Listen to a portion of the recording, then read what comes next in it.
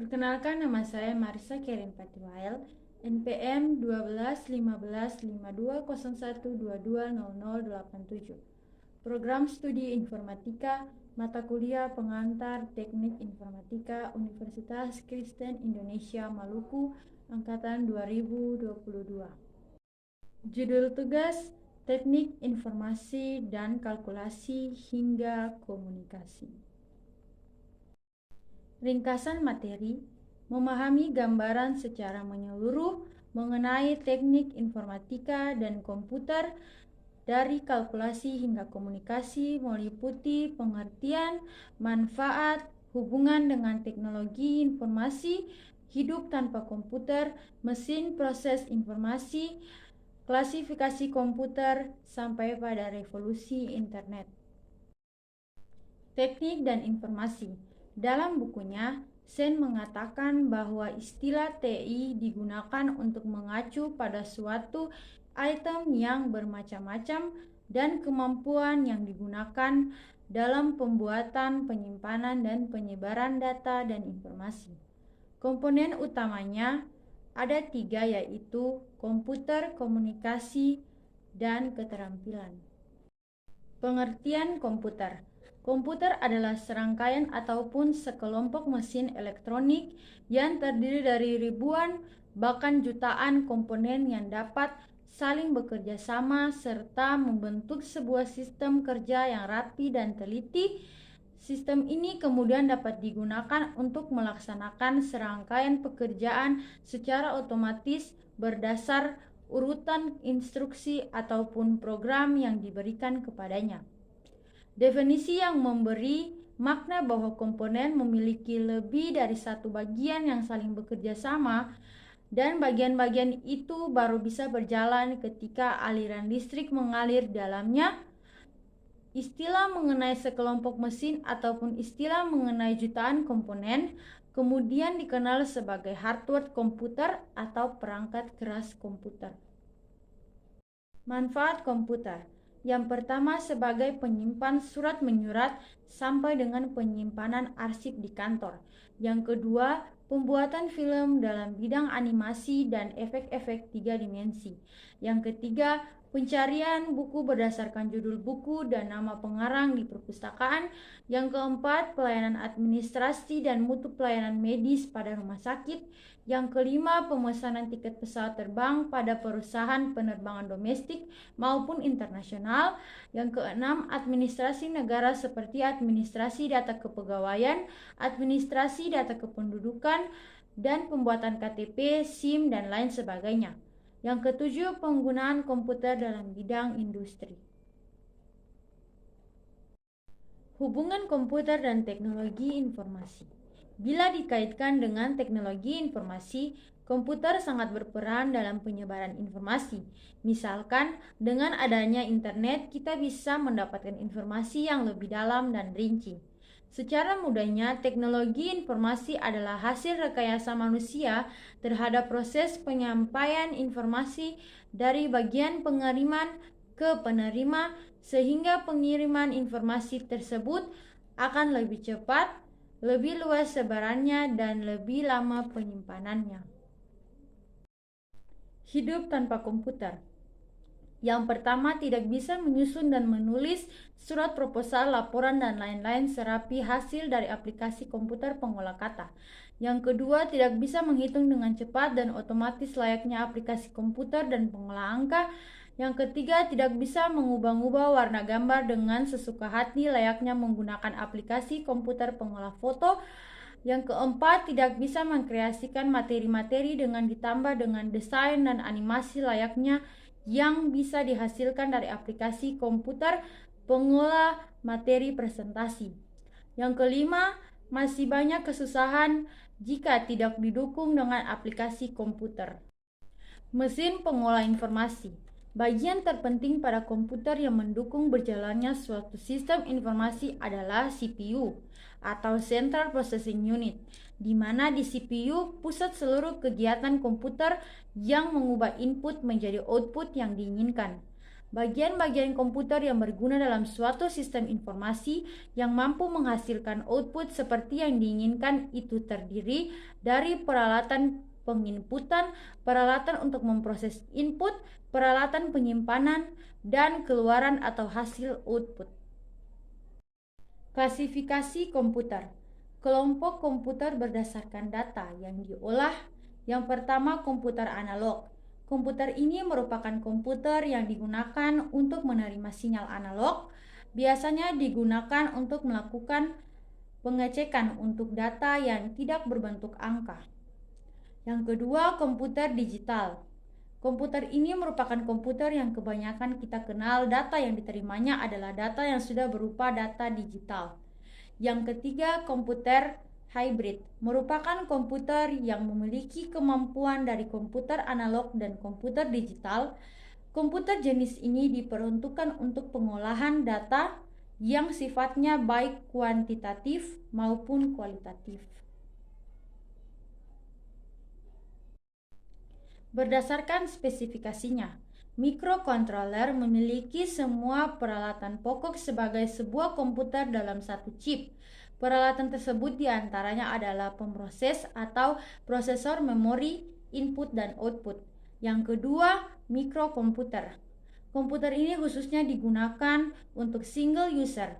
Biasa disebut juga dengan komputer desktop atau komputer pribadi atau personal komputer. Yang ketiga, engineering workstation. Komputer ini lebih powerful apabila dibandingkan dengan komputer pribadi. Umumnya, komputer ini digunakan untuk menjalankan aplikasi yang dipakai oleh para ahli teknik dalam melakukan perhitungan dan penyelesaian pekerjaannya. Mini komputer. Komputer ini umumnya digunakan untuk banyak pemakai atau multi-user pada saat yang bersamaan dan time-shared. Time-shared ini artinya memungkinkan komputer tersebut untuk digunakan oleh beberapa pemakai sekaligus secara bersama-sama, dan komputer akan membagi-bagi waktunya bergantian untuk masing-masing pemakai. Yang kelima, mainframe. Pada tahap awal mulanya era komputerisasi, mainframe merupakan satu-satunya komputer yang ada pada waktu itu. Mainframe ini dapat melayani ratusan penggunanya pada saat yang bersamaan. Yang keenam, superkomputer. Komputer ini merupakan komputer yang powerful yang ada. Aplikasi yang digunakan biasanya lebih cenderung untuk penelitian ilmiah. Komputer ini biasanya memiliki beberapa prosesor sekaligus untuk menjalankan tugasnya. Berdasarkan ukurannya, tower atau menara CPU komputer yang biasanya diletakkan di samping atau di bawah meja karena ukurannya yang relatif besar. Yang kedua, desktop atau meja. CPU komputer yang ukurannya lebih sedikit kecil dari tower tetapi biasanya diletakkan di atas meja. Yang ketiga, portable atau mudah dibawa. CPU komputer yang ukuran sedikit lebih kecil dari desktop karena bagian-bagiannya dapat dirangkai menjadi satu kotak saja sehingga mudah dibawa kemana-mana. Yang keempat, notebook atau buku catatan. CPU komputer yang ukurannya sebesar buku catatan saja, di mana sekarang banyak dipakai pelajar, mahasiswa, dosen, pengusaha, peneliti, dan sebagainya. Yang kelima, subnotebook. CPU komputer yang ukurannya ada di antara komputer, notebook, dan palm top. Revolusi internet. Sudah hampir sekitar 15 tahun lamanya sejak internet pertama kali dilahirkan. Saat itu internet telah membawa dampak yang cukup fenomenal bagi kehidupan manusia. Dari mulai mencari informasi ringan hingga bagaimana kita berkomunikasi dan bersosialisasi semaunya kita lakukan melalui internet. Teknologi internet yang selama ini kita gunakan bukanlah suatu teknologi instan dan ajaib yang mendadak tercipta.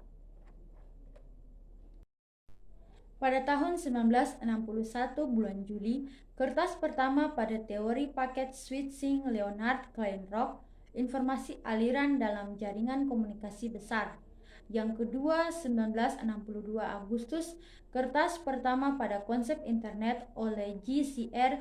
Licklider dan Weldon Clark. Online Main Computer Communication.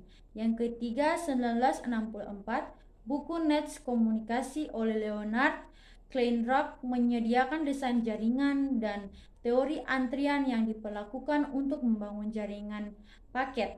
Karya ini merupakan faktor utama dalam merancang jaringan komputer untuk ARPANET.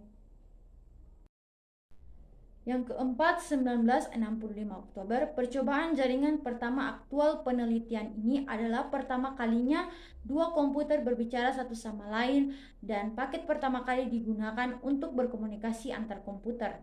Yang kelima, 1969 April, host perangkat lunak rilis ditulis oleh Steve Crocker meliputi host-to-host protokol output pertama dari jaringan kelompok kerja atau NWG.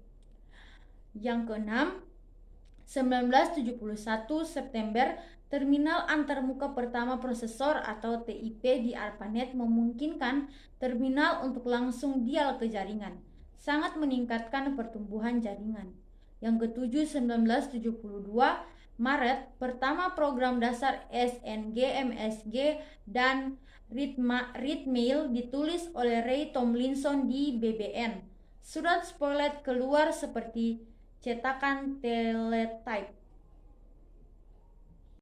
Yang ketujuh, pada tahun 1975 Maret, Ethernet paten diajukan di Xerox PARC dirancang oleh Robert Metcalfe. Bob telah memperluas konsep paket radio Aloha dan diterapkan ke kabel. Yang ke-8, 1983, ARPANET dikonversi untuk menggunakan TCP atau IP. Yang ke-9, 1986, NSF Backbone, NSF-Net mengorganisir untuk menghubungkan 5 pusat superkomputer dan berinterkoneksi semua situs internet lainnya pada 56 KB. Yang ke-10, 1977 Oktober, pertama TCP operasi di ARPANET, paket radionet dan satnet atau jaringan satelit. Yang ke-11, 1978 Maret, TCP membagi menjadi TCP dan IP oleh Vinton Cerf. Yang ke-12, 2003 Juli, Casper Network memperkenalkan router aliran pertama di mana semua TCP atau IP harus dikelola untuk mengendalikan laju dan penundaan, akhirnya mendapatkan kualitas sebenarnya dari layanan Key.S menggunakan TCP atau IP. Yang ke-13, 2007, anggaran merilis FR1000 aliran IP pertama sistem manajemen untuk secara akurat mengendalikan laju setiap aliran TCP. Dengan demikian juga dapat mencampur data, suara, dan video dalam satu jaringan, tetap menjaga antara 90% dan pemanfaatan 99%.